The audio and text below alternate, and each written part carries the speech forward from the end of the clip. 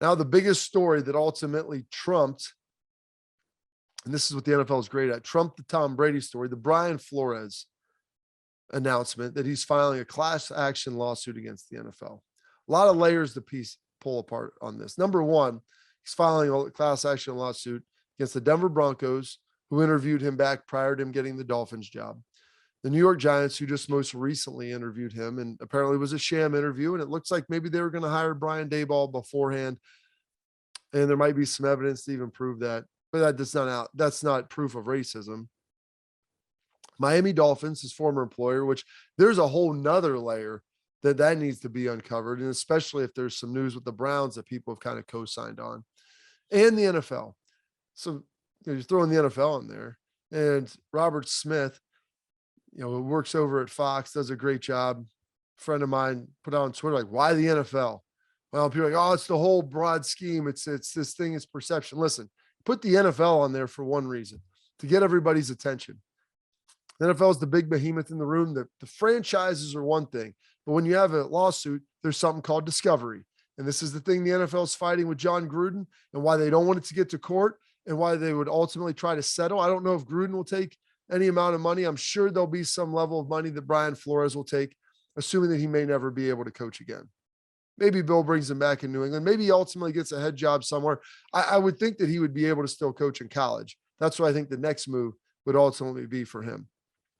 But suing the NFL, discovery, because he wants to see the communication. Everybody wants to see what's behind the NFL curtain, the emails from coaches to owners, the emails from owners to owners, the text, all those things back and forth.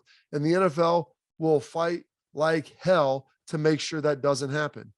And they'll settle for any amount of money because those owners don't want to have to reveal their conversations. Now, I don't think there's anything that's going to be overtly racist in any of those communications. At least not, I would hope not over the last 10 years. Maybe prior to that, you could see some stuff.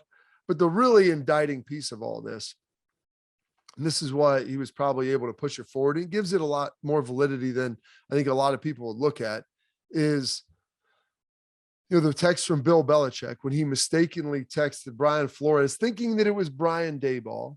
And this is why you get over 65, probably shouldn't be texting a lot anymore, especially about important stuff, unless it's to your kids and grandkids, because Brian Flores, Brian Daboll, Brian auto-populates, Bill sends the text, congrats on the job.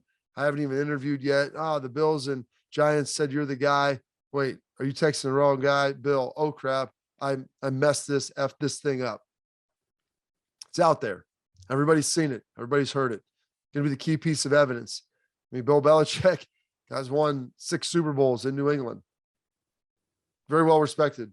Former head coach with Brian Flores on his staff. And so that's a big piece of it. And they're going to lean on that.